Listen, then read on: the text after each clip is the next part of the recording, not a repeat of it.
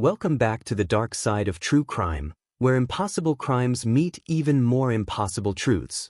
You're not just watching a story tonight, you're stepping into an investigation that shook Germany's financial underworld and exposed how fragile perfect security really is.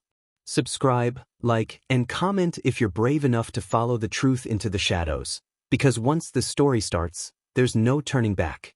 The night the vault fell silent. The alarm didn't scream. It didn't flash. It didn't warn anyone that Germany's most secure bank vault had just been emptied. At 2:17 a.m., in the financial district of Frankfurt, a patrol car rolled past the building like it had 1,000 nights before. The glass facade reflected the streetlights. The steel doors remained closed. Everything looked untouched. And yet, somewhere beneath the polished marble floors and reinforced concrete, the vault was already hollow. By the time the morning shift arrived, the crime was complete. It started with a scream. A junior security officer named Lucas Werner had opened the inner monitoring room and frozen in the doorway. His coffee cup slipped from his hand and shattered on the floor. Inside, the surveillance system glowed calmly, its screens alive and functioning. But on the central display, where the vault's motion data should have been, there was nothing. No activity logs. No sensor history. Just a blank, dead stretch of digital silence. When the vault was finally opened an hour later, the silence turned into panic. Hundreds of safety deposit boxes had been carefully removed and stacked like empty shells. Gold bars were gone. Cash reserves vanished. Rare documents, bearer bonds, private vault items worth tens of millions of euros, gone without a single broken lock, without a trace of forced entry. It was as if the vault had voluntarily surrendered.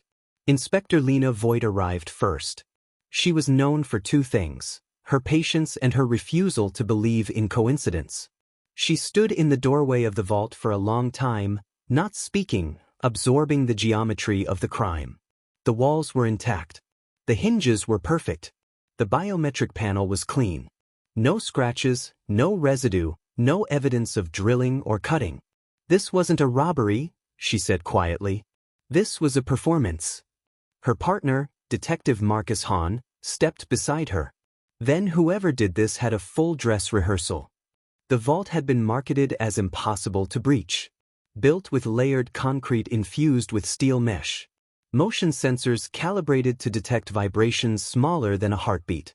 Heat detectors, pressure monitors, biometric access, and a 24-hour surveillance loop. Breaking in would have required industrial tools and a small army. But none of that had happened, which meant someone had walked in. They started with the staff. 43 employees had access to various security zones. Only 7 could authorize vault entry sequences. All 7 were called in for questioning before noon. One of them was Emil Kruger, head of infrastructure maintenance. Trusted, quiet, 30 years with the bank. The man who knew every tunnel, cable, and service shaft beneath the building. He was the one who had helped design the redundancy systems that made the vault unstoppable. When questioned, Emil was calm. Too calm. He explained procedures, named protocols, recited schedules. His hands never shook. His voice never cracked. But Lena noticed something else. He avoided the vault. Not physically, emotionally. Every time it was mentioned, he redirected. Spoke about wiring, software, budget issues. Anything but the room that had just been stripped bare. Meanwhile, forensic teams found something even stranger. The vault's digital logs hadn't been erased. They had been overwritten with legitimate access data. Someone had fed the system a perfect illusion of normality, making it believe everything was untouched while the robbery unfolded. This isn't hacking, Marcus said. This is insider choreography. As the investigation deepened, the media exploded. Headlines screamed about Germany's greatest financial embarrassment. Investors panicked. Other banks reviewed their security systems in fear. The government quietly pressured Lena's unit to find answers fast. Then the first irregularity surfaced. One of the stolen deposit boxes didn't belong to any listed client. No name. No records. No digital footprint. It wasn't registered, insured, or even supposed to exist. It was a ghost box. Inside the empty slot where it had been stored, forensic teams found a faint chemical residue, different from everything else in the vault. It wasn't gold dust. It wasn't paper fibers. It was something industrial. Something that didn't belong in a bank. Lena stared at the report. Whatever was in that box, she said, was the real target. And suddenly, this wasn't about money anymore. It was about something someone was desperate to remove, and even more desperate to hide.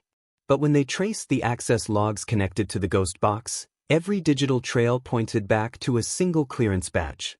Emil Kruger's. The man who built the door. The badge logs were undeniable. Emil Kruger's clearance had opened the pathway that allowed the vault's systems to fall asleep while the robbery happened wide awake. But evidence alone didn't explain motive or method, or why a man who had spent 3 decades protecting the bank would become its greatest vulnerability. Lena stood outside Emil's apartment building that night, watching the light in his living room window flicker off. He lived alone. No family. No close friends. A routine life that left no room for sudden criminal brilliance. And yet, every digital fingerprint of the heist pointed directly at him. If you were watching this case unfold right now, Marcus muttered, who would you suspect? The loyal engineer, or the invisible partner behind him? That question was the first hook, and it spread through the investigation like poison. Before entering the building, Lena paused, imagining the audience at home leaning forward. If you think Emil is guilty already, hit like right now. If you think he's being set up, drop a comment. Your instinct might be closer to the truth than you think. Inside, Emil's apartment was pristine. Too pristine. Not minimalistic, but curated. Books aligned by height. Shoes placed perfectly parallel. No clutter, no chaos. The home of a man who controlled environments. They found nothing criminal. No cash. No weapons. No stolen items. No burner phones. But they did find something disturbing. A hidden room behind a false wall in his storage area. It wasn't dramatic. No flashing lights. No vaults. Just a small workspace. A chair. A desk. A private network router. And a stack of old blueprints, bank infrastructure plans that predated the current vault by almost 15 years. This is pre-construction material, Marcus said. Why keep this? Because it's the skeleton, Lena replied. And skeletons never change. The blueprints revealed something the bank no longer remembered. A maintenance tunnel that had been sealed during renovations but never filled in, only concealed. A forgotten artery beneath the building. That tunnel wasn't listed in any modern database. Someone had used it. They raced back to the vault schematics and overlaid the old plans with the new ones. The tunnel ran directly beneath the ghost box location. Whoever planned the robbery wasn't guessing. They were following a blueprint older than the security system itself. That's when Emil disappeared. At 3:42 a.m., his phone last pinged near the river. By 4:10, it was dead. His apartment was empty. His car still parked. His wallet untouched. The man whose badge had unlocked the impossible had walked into the night and erased himself. If this story is pulling you in right now, subscribe. You're not just watching a crime, you're becoming part of it. And what comes next will make you question everything you think you know about loyalty and betrayal.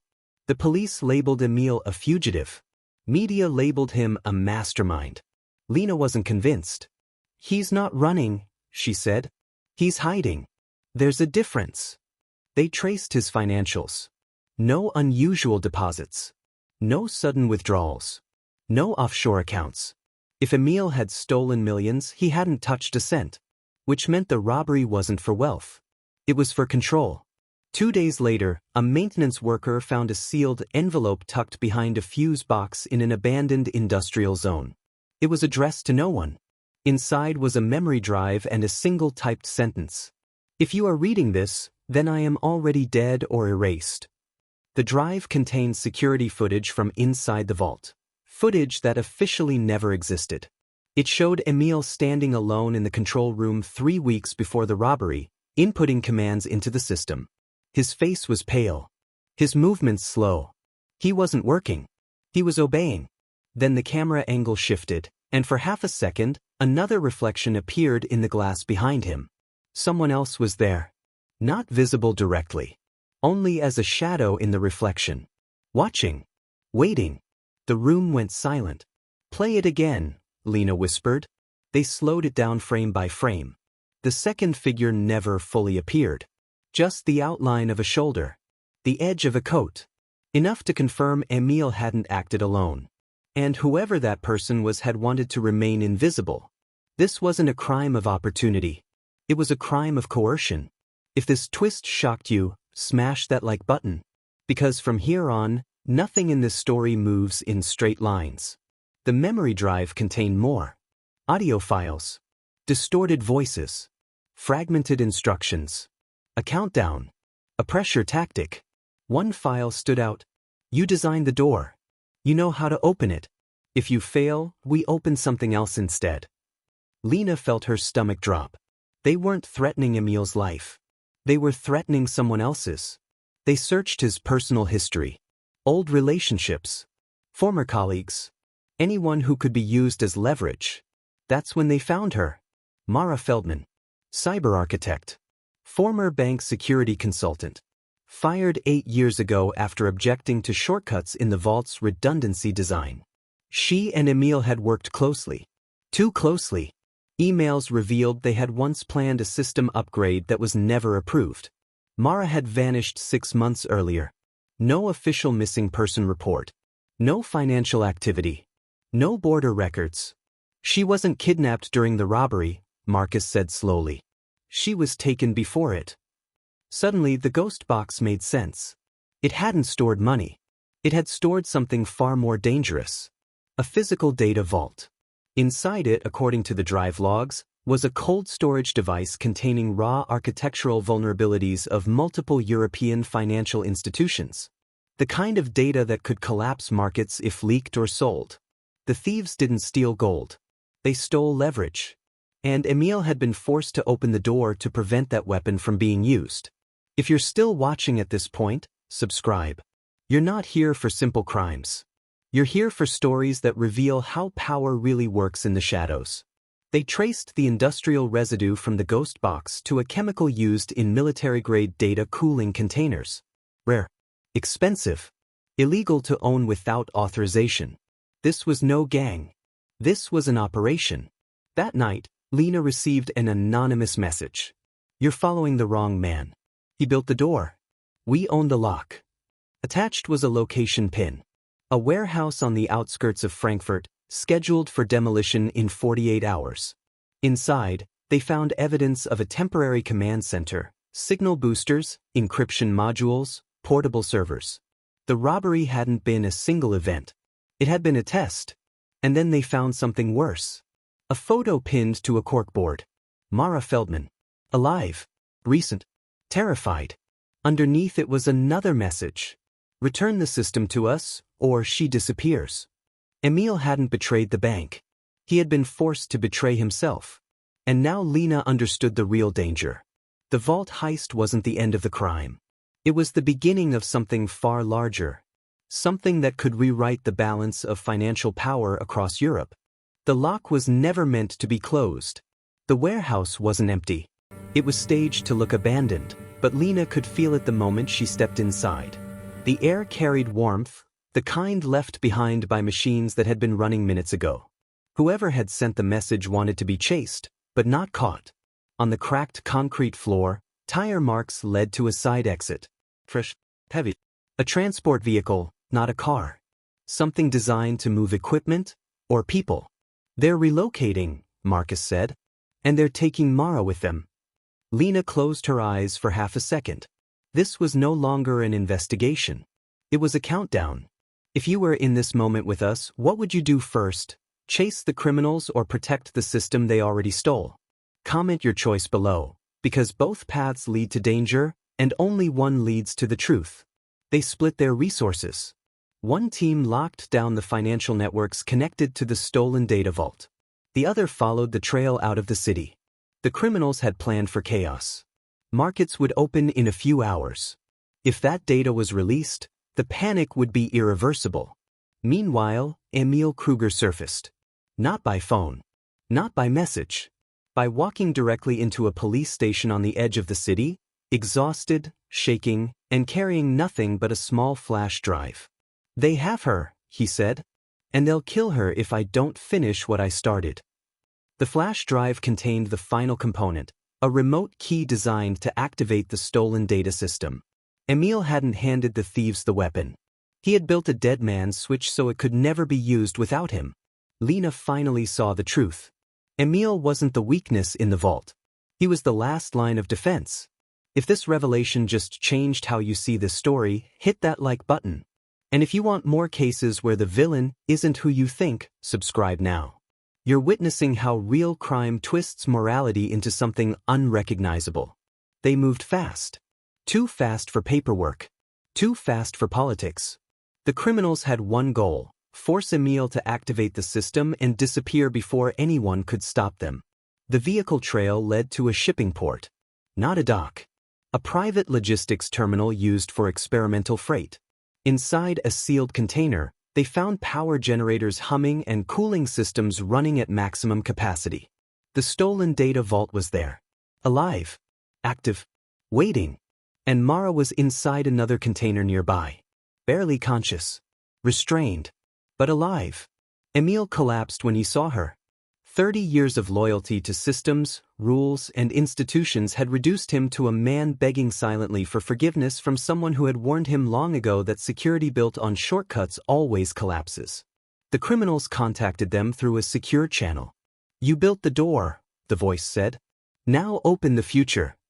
Lena responded calmly. "You already lost. You just don't know it yet." The criminals laughed. They believed power meant possession. They believed control meant access. They didn't realize Emil had engineered a final deception. The data vault required biometric confirmation from two creators, Emil and Mara. The criminals had never known she was part of the system's original architecture. They thought Emil worked alone. That was their mistake. If you're still here, you're one of the real ones. Subscribe now, because this is where stories stop being entertainment and start becoming truth you'll never forget. Mara, barely able to stand, placed her hand beside Emil's on the scanner. But instead of activating the system, they initiated the purge protocol. Every vulnerability file, every access key, every architectural flaw. Gone. The criminals screamed. The servers overheated. Alarms filled the terminal. Years of leverage collapsed in seconds. And then chaos. One of the operatives tried to shoot Emil. Marcus tackled him. Another tried to flee with a portable drive, only to be stopped by Lena herself. No speeches. No hesitation. Just reality colliding with desperation. When it was over, the data vault was destroyed. The leverage was gone. The operation collapsed in silence. But victory didn't feel clean. Because Emil and Mara were arrested too. They had built a system that could end economies. Even if their intent had been protection, the law didn't care about intention, only capability. As they were led away, Emil looked at Lena. "We tried to build something unbreakable," he said. "We forgot that power itself is the crack." The media later called it the invisible heist. No gold. No cash. Just a near collapse of financial trust that almost no one ever knew how close it came to happening. Mara survived. Emil took responsibility. The criminals vanished into sealed records and silent trials. And the bank? They rebuilt the vault. Stronger. Smarter. But still built by humans. Which means it will never be perfect. Before this story ends, answer this. Do you think Emil was a criminal, or a hero forced into the wrong role? Comment your judgment. Your answer reveals how you see justice in the real world. Because the truth is haunting. The vault wasn't broken. The system wasn't flawed. The real weakness was believing control could exist without consequence. And somewhere right now, another impossible system is being built by someone who thinks they're protecting the future without realizing they're designing the next disaster.